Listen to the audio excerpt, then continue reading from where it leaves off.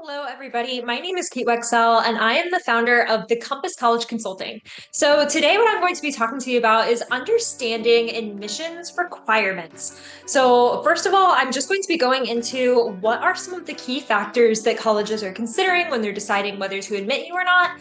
And then I'll also be going into which schools does this actually matter at.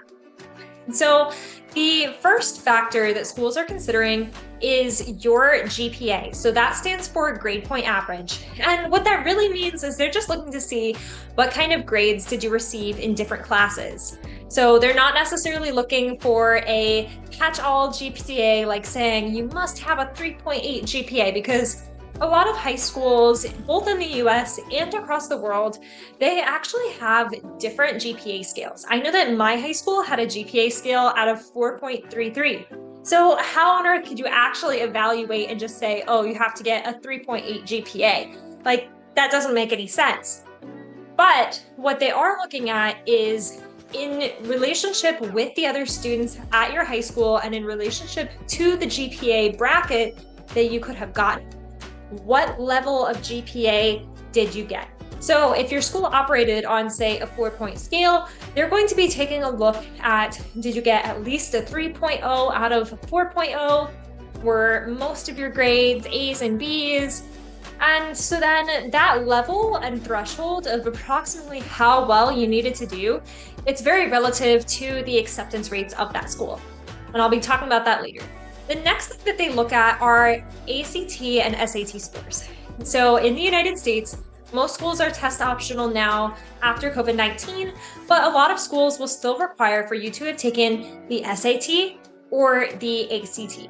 And don't even worry about what those actually stand for, but pretty much those are two standardized tests. Most schools in the United States will actually administer the SAT, and I know in my state growing up in Illinois, it was actually required that every student had to take the SAT in order to graduate. But schools will be taking a look at what were your scores and how well did you do. So if you got the bare minimum score, chances are you probably won't be accepted to schools that care about your ACT and the SAT. But if you got even just like an average score, you'll still be fine for most schools. And so the reasons why they care about your GPA and then the ACT and SAT are to show, first of all, with GPA, how can you do in relation to the courses that are offered to you? Are you performing well just as an individual in your classes? Are you performing well in relation to other students at your school?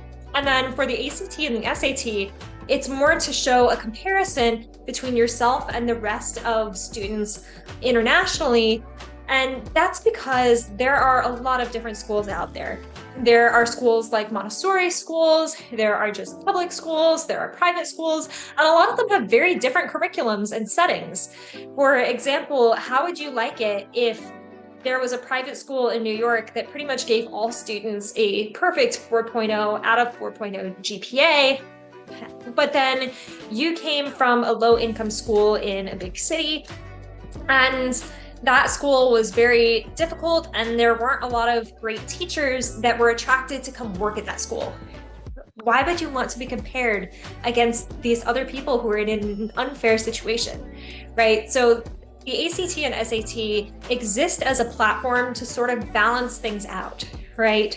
Everybody has a fair chance, in theory, on both the ACT and the SAT to compare you to just students in general, regardless of what your school was like growing up. And then the last thing that schools are truly considering when they're thinking about admitting you are your extracurriculars, right? So this could be jobs that you had, these could be volunteering opportunities, these could be internships, these could be clubs at school, these could just be things that you do for fun. But usually these 5 categories make up your extracurriculars list. And so why do they want to see that? Well, unlike in most other countries in the world where they literally just look at your test scores and GPA, in the United States, schools are highly selective in some cases. And so extracurriculars are designed to see who stands out. And so when schools are taking a look at your extracurriculars, they're taking a look to see what are you actually focused on, right? They want to make sure that they're choosing people to attend their school who are actually going to follow through on the plans that they have so that they can increase their graduation rate. And then also they're taking a look to see is this person going to truly do something to change the world? Right. And your extracurriculars, if you're already being a superstar as a high school student, that's a pretty good indicator that you're going to continue to be that way for the rest of your life because you have a strong work ethic. However, it's also there to consider if you've had other family circumstances. So say, for example, that your only extracurricular was working at your family business for your entire childhood. Right? It could be that your family really needed that money and they needed you as an extra hand.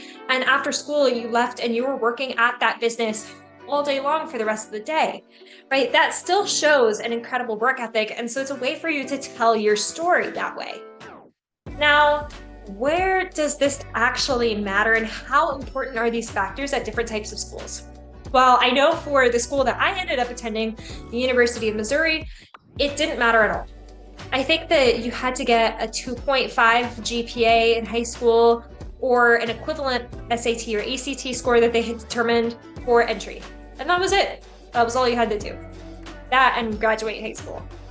Right? But other schools, depending on how selective they are, they care increasingly more about these things. So for example, my school had an 80% acceptance rate, and I would assume that that's just because there were people who didn't meet the criteria who applied anyway.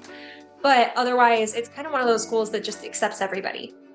But if you get down to about a 50% acceptance rate, usually kids need to have at least a 3.5 GPA or higher, and sometimes closer to a 3.3 on a 4-point scale, GPA or higher.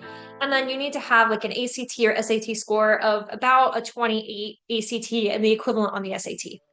And so as schools become increasingly more selective, that's when the scores start getting higher. So by the time that you reach schools that have a less than 15% acceptance rate, so these would be all of your top 20 schools like the Ivy Leagues, Georgetown, Northwestern, UChicago, Stanford, MIT, all of those types of schools.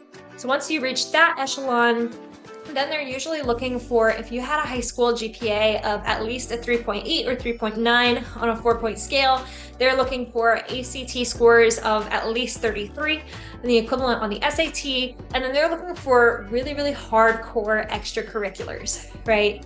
And so the more selective a school becomes, the larger the extracurriculars need to get. And that's mostly just because, for example, Harvard has over 40,000 applicants globally every year, but they can only accept about 2,000 students. So that's what makes the acceptance rates so low when you're looking on the internet.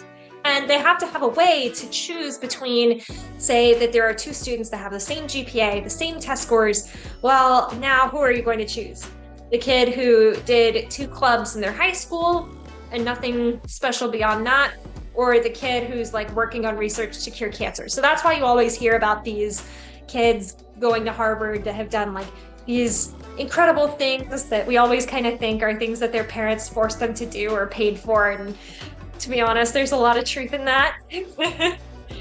But that's why the more selective that a college gets, the more that these things impact you. However, if you're going to a school like my university, where they did not care at all about my extracurriculars, you should still be focusing on trying to improve all 3 factors. And so why is that?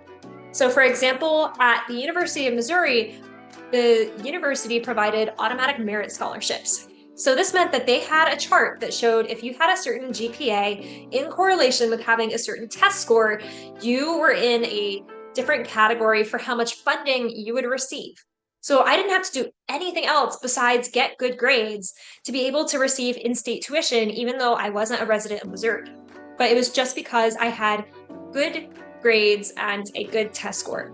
And then in addition to that, a lot of state schools or less selective schools, they'll also have scholarships that you're eligible for if you apply to college by December. And if you have great extracurriculars, that makes you a better candidate for applying to some of these scholarships. Anyway, this is a brief summary of the 3 factors in college admissions and when they actually matter. So thank you so much for watching.